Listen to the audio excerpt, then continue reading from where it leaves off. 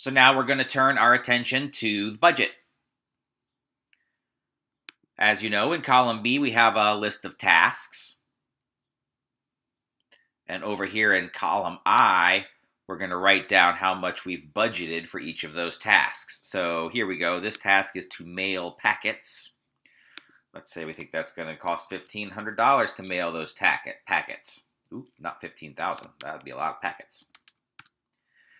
Our next item is line up speakers and entertainment. Speakers might be for free, but the entertainment's probably going to charge. Arrange for the catering. The catering for this event might be $1,200. So in column I, we're going to write down the expenses that we anticipate for each task in column B.